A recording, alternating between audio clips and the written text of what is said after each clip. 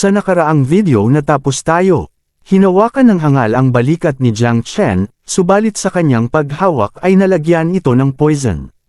Saad pa nito, paano siya napinsala ng isang hindi pa level 10 na tao? Kahit siya isang level 27 main defense warrior. Ngunit paalis na rin si Jiang Chen at sinabihan pa niya ang hangal na maghanap ito ng isang healer na magpapagaling sa natamo nitong pinsala. Subalit nainas naman ang hangal at hindi nito hinayan na makaalis ang ating bida. Dagdag pa nito ang lakas daw ng loob ni Jiang Chen na kalabanan ang isang katulad niyang family Xiao. Napalingon naman si Jiang Chen sa kanyang narinig. Dagdag pa ng hangal, binantaan niya ang ating bida na pagbabayaran niya ito sa ginawa nito sa kanya. Nabigla naman ang ating bida, dahil agad nagsagawa ng aksyon ang hangal na umatake gamit ang kamay nito. Agad naman naiwasan ni Jiang Chen sa pamamagitan ng kanyang pagtalon, at ang suntok ng hangal ay tumama ito sa sahig. Subalit naguguluhan ang ating bida. Tinatanong nito kung ano ang pamilya Xiao. Anong klaseng family clan yan? Ngunit ang pagtingin ng hangal ay tindig. Namumula ang mata nito at nanggagalaiti. Sinabihan niya si Jiang Chen na tumigil ito sa pagtakbo at naghanda ng isang pag-atake. Subalit huminto naman ang ating bida at nagpalabas ng itim na aura. Saad pa nito, walang saysay na maging madali sa kanya. Sinabihan niya si Xiao Jio na kailangan nilang makipagsabayan na kalabanan ang hangal na ito. Agad naman sumang-ayon si Xiao Jio. Napamura naman ang hangal at sinabihan niya si Jiang Chen na hindi daw ito nasisindik sa pinalabas nitong black aura. Subalit napatigil ang dalawa sa kanilang pag-atake nang may nagsalita. Tinawag nito ang patay gutom na si Xing Kai, sinabihan niya ito ng mag-low profile, na wag daw ito gagawa ng gulo. Magsasalita sana si Xing Kai, ngunit sinabihan niya ito ng walang kwenta isa kang basura. At binigyan niya ito ng isang solidong uppercut na suntok at tumama ito sa kanyang baba, at napaluhod. Dagdag pa ng master nito. Huwag kalimutan na isa kang tanging aso na ginagamit ng pamilya Xiao, at wala kang mga kwalifikasyon para gamitin ang pangalan ng pamilyang Xiao. Nakita naman ni Jiang Chen ang mga eksena at saad pa nito. Ito ba ang master na pinaglilingkuran ni Xing Tai na bastardo? Hindi ko man lang naramdaman ang presensya niya. Mas delikado siya kaysa kay Xing Tai, na isang main defense warrior. Ngunit habang papalapit naman ang patay gutom, sa ating bida saad nito. Ang aking aso ay may ugali na kumagat ayon sa gusto niya, patawarin mo siya, gusto mo ba ng kabayaran? Subalit agad naman tumanji si Jiang Chen. Subalit dagdag pa ng patay gutom na hangal habang ito'y nakangiti. Sabihin na medyo kawili-wili ka, nagtatago ka sa wilderness, tama, bakit hindi ka sumama sa amin?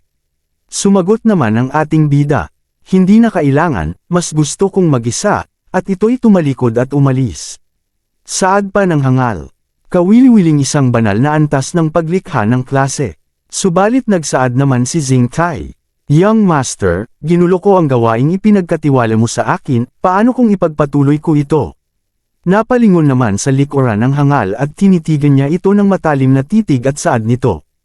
Hanggang kailan ka ulit? Nalaman kong nakatakas siya mula sa lungsod at malamang natatawid siya sa wilderness patungo sa pinakamalapit na nearest post istasyon. At dagdag pa nito, tandaan, hindi siya dapat hayaang makaabot sa istasyon ng buhay. Tawagin muli ang lahat ng nakakalat na mga retainer at sumunod sa akin sa wilderness, agad naman tumugon si Xing Tai. Sa kabilang banda, ang mga tao ay nangingibabaw sa planetang ito at nagtayo ng hindi mabilang na mga lungsod. At maraming nagsilabasan ng mga daga, ngunit sa pagdating ng panahon ng job transfer, pag-agos ng hayop, mga secret realm, at mga dungeons, ang ating tahanan, ay nilusob at ang napakalaking kapangyarihan ay patuloy na nagsisikap na muling hubugin ang mga ito. Sa ngayon, ang mga profesional lamang na naghahangad ng kapangyarihan, ang babalik sa mga lugar na ito upang labanan ang halimaw, mag-upgrade, at agawin ang kayamanan, at may isang tao na naglalakad. At saad nito, ngayon ang mga lugar na ito ay tinatawag nating wilderness. Bakit parang nawala ako? Dapat ay nasa ganitong direksyon ang pugad ng mga goblins ngunit halos gabi na. Marami pa ring nakakalat na halimaw sa daan kanina, pero ngayon, wala na akong makitang halimaw. Nagsaad naman si Xiao Jio na, habang siya ay kumakain ng daga, subalit dismaya naman ito sa kinakain niyang daga at sinabing hindi daw ito masarap. Sambit pa ni Jiang Chen, ang devouring value, na halaga na maibibigay ng halimaw na iyon, ay napakababa. Kung wala na akong mahahanap pang monster nest, kasama ng mga boss, maaaring maantala ako sa pag-uulat sa Night Watch. Kailangan ding isama ang pag-iikot ng oras, subalit napatigil naman si Jiang Chen, at ilang sandali lamang at bumuhos ang ulan sa kalangitan. Ang ulan na ito ay tila isang alon ng mahika na nakapasok ako sa isang pugad. Mahusay kahit na ito ay maling pugad, at least may nahanap ako. Dapat mahanap ko ang halimaw sa lalong madaling panahon, oras na upang makuha ang aking buong halaga. Subalit may lumabas na isang halimaw sa itaas ng gusali. Agad naman naramdaman ni Jiang Chen ang halimaw at lingon ito sa itaas. Sumambulat sa kanyang harapan, ang napakalaking halimaw. Nagsaad naman si Xiao Jio, "Master, dapat ba akong tumulong?" Ngunit hindi naman mang-ayon si Jiang Chen at sabing, "Hindi kailangan, hindi naman mataas ang level ng kalaban, medyo malaki lang ang katawan nito, kaya madali ko lang itong mapapatay." Agad naman tumakbo si Jiang Chen papalayo para makadistansya ito sa halimaw. At sa kanyang pagtakbo agad naman itong tumalon, naghanda naman si Jiang Chen ng isang pag-atake habang nasa ere ito, gamit lang ang kamao nito, at nang makalapit na ang halimaw. Agad naman bumulusok pa ibaba si Jiang Chen, at sinalubong ang halimaw gamit ang kanyang hinandang pagsuntok. Ilang sandali lamang ay tumama na ang kamao ng ating bida. Tinamaan naman sa ulo ang halimaw at sa isang pag-atake lang ay agad na napaslang ito. Subalit sa kanilang paglingon ay sumambulat sa kanila ang pagdagsa ng maraming halimaw sa kanila. Agad naman nilabas ni Jiang Chen ang kanyang punyal at nilagyan nito ng poison mist, at tinawag pa nito si Xiao Jio ng Little Nine. "Maaari mong kainin silang lahat pagkatapos ko silang patayin." Natuwa naman si Xiao Jio sa sinabi ni Jiang Chen, naging seryoso naman ang mukha ng ating bida, at sabing umpisahan na natin. Agad naman lumusab ang ating bida ng napakabilis. Saad pa nito, "Sigurado, sapat na ito ay mas mahusay na. Labanan ang mga halimaw sa kagubatan, makukuha mo ang karanasan pagkatapos mong patayin sila." Isang sweep at ang aking mga puntos sa karanasan ay tumaas ng malaki. Kung patuloy tayong lalaban sa mga halimaw sa daan pabalik, kahit papaano ay makaka-level tayo. Pataas ng 2 pang antas. Lahat ng nadaanan ng ating bida na mga halimaw ay nahahati ito sa ilang piraso. Agad naman natapos ni Jiang Chen na patayin ang lahat ng halimaw. Sinabihan niya si Xiao Jio na para sa kanya ito, kainin daw niya itong lahat at huwag daw ito magtira. Natuwa naman Wei Xiao Jio, at sinabihan niya si Jiang Chen na ang aking master ay napakahusay. Pagkatapos kainin ni Xiao Jio ang lahat ng halimaw, nagsaad ito na may masarap sa bandang dulo. Saad naman ni Jiang Chen, dapat itong maging isang boss dahil si Little Nine ay kaakit-akit dito. Agad naman ginamit nito ang kanyang poison. Nagbago naman ang ekspresyon ng mukha ng ating bida. Nagpagtanto niya na hindi pala isang halimaw ito. Ito ay isang babae na punit-punit ang kanyang damit na nakahandusay. Bigla naman nagising ang babae sa kanyang pagkatulog. Nagsaad ito kung nasaan na daw siya. Hindi daw ito ang lugar na kinaroroonan niya noon. Nilapitan naman ni Jiang Chen. Ang babae tinanong niya ito, "Nagising ka na?" At sinabihan pa nito kung ayos lang ba siya. Nabigla naman ang babae at ito'y nataranta, at agad itong lumayo sa ating bida. Saad pa nito, "Sino ka, huwag kang lumapit sa akin." Nagsaad naman si Jiang Chen, "Huminahon ka, ako ay isang awakening na. Naghahunting ng mga halimaw dito sa wilderness, at hindi kita sasaktan." Galit na galit naman ang babae. At dagdag pa nito, "Naalala ko na ngayon, na ikaw ang nang-ambush sa akin ngayon lang." Habang naririndi si Jiang Chen sa pagsigaw ng babae, humingi naman ito ng pasensya, akala daw niya ay isa siyang halimaw. Sambit naman ng babae, "Paano mo nasabing isa akong halimaw? Isa kang bastardo." Habang natataranta ang babae, at hinawakan niya ang kanyang tenga, ilong, at napagtanto niya na nandito lahat na nawala sa kanyang katawan. Saad naman ni Jiang Chen, "Mukha naman siyang maayos. At sino ba talaga siya?" Agad naman umilo ang singsing ng babae. Dagdag pa nito, napamura ang babae. Napakaraming oras daw ang kanyang nasayang dito, kailangan na daw nitong umalis at baka maabutan pa daw siya dito ng humahabol sa kanya. Napaisip naman si Jiang Chen. Hinahabol ba siya? Ano kaya ang tinatago niya? Sinabihan nito ang babae, kung may nangyayari ba, bakit ka nagmamadaling umalis? Napilitan naman ngumiti ang babae habang ito'y pinagpapawisan. Saad nito, ibig kong sabihin, may halimaw dito na wala ako sa magandang kalagayan para labanan sila. Kaya kailangan kong nang umalis, maaari kang magpatuloy sa paghahunting ng mga halimaw dito kung gusto mo. Ito lang ang dapat kong sabihin Paulem. Napabulong naman si Jiang Chen. Itong bastardo na ito ay, ang pangit daw ng pag-acting nito. Saad naman ng ating bida. Kung ang bagay na humahabol sa kanya ay mga halimaw, kung gayon ito ang pinakamagandang sitwasyon para sa akin, ang halimaw dito ay walang kapantay para sa akin at maaari akong mangolekta ng higit pang lumalamon na halaga gayon paman. Kung sila ay iba pang awakened na mga individual, magiging mahirap, ang wilderness ay palaging labag sa batas, at maraming pumapatay ng mga tao at nagnanakaw ng mga kalakal. Paano kung huliin ko siya at magtatanong ako ulit? Nagsaad naman si Xiao Jio, na mayroon daw paparating sa kanilang kinaroroonan. Sambit naman ni Jiang Chen, at ito'y napangiti. Mas maganda daw sana kung mga halimaw ito. Subalit nag-iba ang ekspresyon ng mukha ng ating bida, at nanlaki ang nga mata nito. Tulad daw ng kanyang inaasahan ay isang halimaw nga ang dumating. Subalit hindi niya akalain na isang dumakmak na halimaw ito. Dagdag pa ni Jiang Chen. Kaya ito ang tinatakasan ng bastardo na iyon. Ngunit hindi ko na kailangan pang mag-alala dahil ito ay hindi ibang mga awakened. Agad naman sumugod ang mga halimaw. Ngunit naging seryoso ang mukha ng ating bida at naghanda na rin ito. At inilabas nito ang kanyang dagger at nilagyan nito ng poison mist. Habang nag-aantay na ang ating bida na makalapit ang halimaw, agad naman itong sumugod at nag-unleash ito ng isang slash sa bunganga ng halimaw at ito'y namatay. Nagsaad si Jiang Chen na kakaiba, daw ang halimaw na ito ay tila mas mabilis kaysa sa mga nauna. Nagpakawala ng malawakan na ilang slash ang ating bida, na tumama sa mga halimaw at nahati ang mga ito sa ilang piraso, umaapaw ang black aura ng ni Jiang Chen, at habang nakatingin ito sa mga halimaw. Saad pa ng ating bida. Naghahalo-halong nagtutulungan ang mga halimaw na ito. Huwag mong sabihin sa akin. Kinokontrol sila ng boss na iyon para umatake sa formation na ito. Libu-libong halimaw, ng parehong isip. No wonder walang tao dito. Napaisip ang ating bida kung ano ang una niyang gagawin.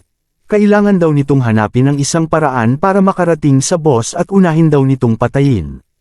Hinawakan naman ni Xiao Jio sa balikat si Jiang Chen, at sinabihan niya ito ng ito daw ay magiging mahirap. Nagsaad si Jiang Chen ano daw ang kanilang gagawin. Dagdag pa ni Xiao Jio, na hinahamon nila tayo master ng mga halimaw. Sumigaw ng napakalakas si Xiao Jio, at bumagsak ang mga spider. Saad naman ni Jiang Chen, nagulohan ang mga halimaw, insekto din ba yan? Teka, insects ba ang gagamba? Si Xiao Jio, ay pinutol ang koneksyon sa pagitan ng biktima. Hindi ko inaasahan, na ang kanyang kakayahan ay gagamitin tulad nito, ito ay ginagawang mas simple. Magaling Xiao Jio, patayin na natin ang spider boss.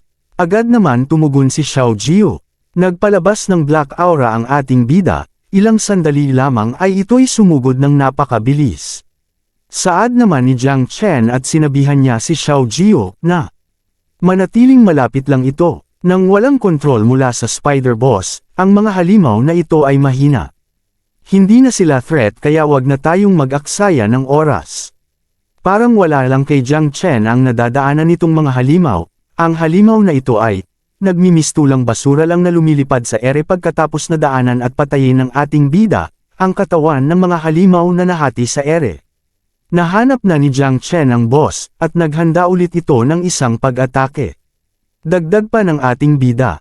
At ito ay, isang boss na bastardo. Ito ay makapagbibigay sa atin ng pinakamaraming devouring value. Ilang sandali lamang at tinamaan sa ulo ang halimaw at agad itong napaslang. Nagsaad naman si Jiang Chen. Sa wakas, oras na daw para likhain ang kayag nitong insekto. Napabuntong hininga naman si Jiang Chen at sa wakas napatay na nito ang spider boss. Nag-anunsyo ang system na nag-level up ang ating bida sa level 14. Pagsusuri ng lakas ng labanan, 127 stars passive mga kasanayan sa epekto. Natuwa naman si Jiang Chen, at itinaas nito ang kanyang kamao at nagpalabas ng aura. Dagdag pa nito, habang tumataas ang aking antas ay patuloy na lalago ang aking kapangyarihan, 127 star, mukhang ang aking individual na kapangyarihan sa labanan ay halos katumbas ng isang level 25 na uri ng labanan na awakened. Ngayon ang grupong ito ng Spider, at nagsiatrasa na sila, wala na silang kwenta na makipaglaban pa, dahil namatay na ang kanilang boss. Subalit ang ating bida ay hindi nito hinayaang makaalis ang mga halimaw. Gusto ko silang habulin sa ngayon. Ang pagkumpleto ng swarm ay ang aking unang prioridad. At sinabihan nito si Xiao Jio. Nakainin nito ang lahat ng spider. Ilang sandali lamang, lumabas ng sunod-sunod ang devouring value na tumataas ito sa dagdag 150 kada isang lumalabas. Saad naman ni Jiang Chen. Ang mga elite level na halimaw ay talagang nasa ibang level. Maaari silang magbigay ng devouring value. Mukhang magandang paraan ang paghunting nitong elite level monster para mapabilis ang paglaki ng aking swarm. Ngunit ang devouring value, lumabas ang system na, naabot na ang max, gusto mo bang i-activate ang swarm? Ngunit lumuhad naman si Xiao Jio. At sambit nito, Master, maaaring magsimulang magparami ng isang swarm, mangyaring payagan akong maging mas malakas sa ilalim ng iyong utos. Agad naman tumugon ang ating bida, na pwede na daw siyang magparami. At sinimulan na nila ang pagpaparami ng unang henerasyon ng swarm ng insekto. Ang iyong talento ay ang pagbilis ng paglaki ay nagkaroon ng bisa ang kasalukuyang paglago ng lahat ng bagay ay pinagpala. At may lumabas na liwanag sa kanilang dalawa. Hindi daw inasahan ni Jiang Chen na ang talento nito ay mapapabilis din ang pagpaparami ng swarm. Ilang sandali lamang ay nag-abiso ang system. Congratulations sa host sa pagkuha. Ang eksklusibong kasanayan, max level ng pugad ng insekto. Pagbati sa host para sa pagkuha ng eksklusibong kasanayan, Overlord Level 1. At lumabas na isang marka ng isang Zerg. Pinabilis ang pag-aanak 8 segundo ang natitira, at halos kumpleto na ang reproduction. Subalit nanlaki naman ang mata ni Jiang Chen. At hindi ito makapaniwala sa kanyang nakita. Sumambulat sa kanya ang napakaraming swarm insects. At saad pa nito, ito daw ba ang kanyang swarm na insekto? Kasalukuyang populasyon ng swarm, 9 Miasmawings, 2,300.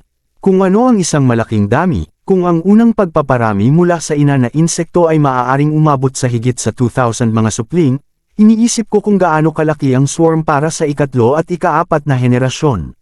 Sobrang bonded nito, sa akin, ngunit ang mga kakayahan nito ay tumingin. Magkaiba, mula sa maliit na 9, ay tila mayroon ding ilang mga bagong kasanayan na idinagdag. At hinawakan ni Jiang Chen ang swarm insect, ang 9 Miasmawings na supling. Poison mist na nagiging makamandag na poisonous upang sirain at lamunin ang lahat.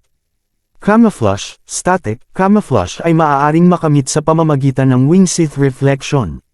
Galit, patuloy na kumonsumo ng mga devouring na puntos at nagpapataas ng bilis at lakas sa maikling panahon. Self-destruct, agad na nagpapasabog ng sariling lason, na nagdudulot ng malaking pinsala. Dagdag pa nito, ang kakayahang mag-camouflage at magwasak sa sarili, parehong mukhang kapaki-pakinabang. Masyang niyakap ni Xiao Jio, ang kanyang master sa likuran nito, at nabigla naman si Jiang Chen sa biglaan na pagyakap nito sa kanya. Hinawakan nito sa ulo si Xiao Jio, at sinabing mukhang walang malaking pagbabago para sa Little Nine, at tapos na sa pagpaparami. Hinawakan naman ni Xiao Jio ang kamay ng kanyang master, at saad nito na gusto na daw nitong magpahinga. Nabigla naman si Jiang Chen sa pagpasok ni Xiao Jio sa kanyang kamay na may marka. Habang nakangiti at nakatingin si Jiang Chen sa kanyang kamay, saad nito. Kaya ito talaga, isang puwang na kayang tumanggap ng swarm, mahusay na ngayon kahit gaano pa karaming mga insekto ang mainit ay maaari silang maitago, hindi ko na kailangang mag-alala na matuklasan pa. Gayunpaman, ang max level ay tila isang nakapilming antas ng functional na kasanayan. At dagdag pa nito, nakatulog na ba siya, parang kailangan na niyang matulog kahit nakainom ng maraming insekto. Sumagi naman sa isip ni Jiang Chen.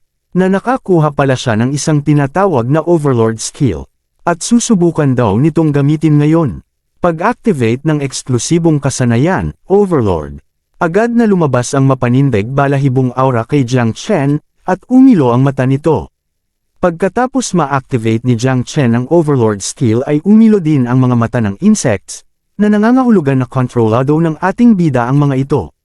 Naging seryoso naman ang mukha ni Jiang Chen habang umilo ang mata nito, at sambit nito. Kaya ito ay kung paano ito gumagana. Ito ay kasanayan na maaaring kontrolin ng swarm. Napakadali nito ay isang simpleng paggalaw ng aking mga braso. At hindi lang yun pwede nilang ibahagi sa akin ang senses nila. Kaya ito ang mundo sa pamamagitan ng mata ng isang insekto. May halimaw sa lahat ng dako.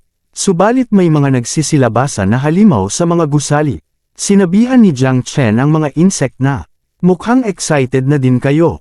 Gusto din ng ating bida na subukan ang mga bago nitong kasanayan. Ilang sandali lamang at nag-silas oban na ang mga halimaw papunta sa kinaroroonan nila Jiang Chen. Subalit bago man makalapit ang mga halimaw ay nagpalabas ng nakakatindig balahibong aura at sinabayan pa nito ng poison mist. Natigil naman ang mga halimaw sa kanilang nakita, at ilang sandali lamang ay tumalsik na ang mga poison na ikinalat ng ating bida, na parang ulan na nagsisibagsakan ito. Napasiga naman ang mga halimaw, habang nilalamon sila ng poison mist ni Jiang Chen. Napasiga naman ang mga halimaw, habang nilalamon sila ng poison mist ni Jiang Chen, sa mga swarm ay halos hindi ko na kailangan pang kumilos, lumawak ang hanay ng pinakbanakalalason at mas mabilis itong lumalamon. Sa swarm ay halos hindi ko na kailangan pang kumilos, lumawak ang hanay ng pinakanakalalason at mas mabilis itong lumalamon, kasama ang bahagi pangitain, mula sa aking Overlord skill, hindi kayang itago ng ordinaryong halimaw, mukhang makakagawa ako ng isa pang swarm sa lalong madaling panahon, o tama hindi ko nakita kung gaano kalaking halaga ang kailangan kong mag-level up sa susunod. Agad naman tinignan nito ang kanyang system window, subalit nanlaki naman ang mata ni Jiang Chen pagkatapos nitong makita. Lumipat ang eksena sa lumang gusali, kakabalik lang daw ng lalaki, subalit sinabihan siya na bakit ang tagal mo, sabihin sa akin kung ano ang nangyayari sa spider nest bilis, sumagot naman ng lalaki, habang ito'y pinagpapawisan ika nito, may isang grupo na nag-clear ng lugar at wala nang natitira kahit isang halimaw, hindi naman makapaniwala ang patay gutom sa kanyang narinig kung totoo ba na cleared na ang lugar, saad naman ng hangal, lahat ng mga halimaw ay wala na naubos na silang lahat, nagsaad naman ng kupal. Ang lahat ng pinawi ay masyadong nakakagulat, ito ba ay ang pagbabantay sa gabi, ngunit hindi ito ang kanilang paraan ng pagpapatupad, mas malamang na ito ay gawain ng isang nakatagong pamilya o makapangyarihang grupo, at dagdag pa nito, isang bote lang ng spider venom ang kailangan ng amo at hindi namin nakuha, mukhang sa pagkakataong ito, makukuha lang namin ito sa pamamagitan ng pagnanakaw sa ilang malas na biktima sa pagbabalik.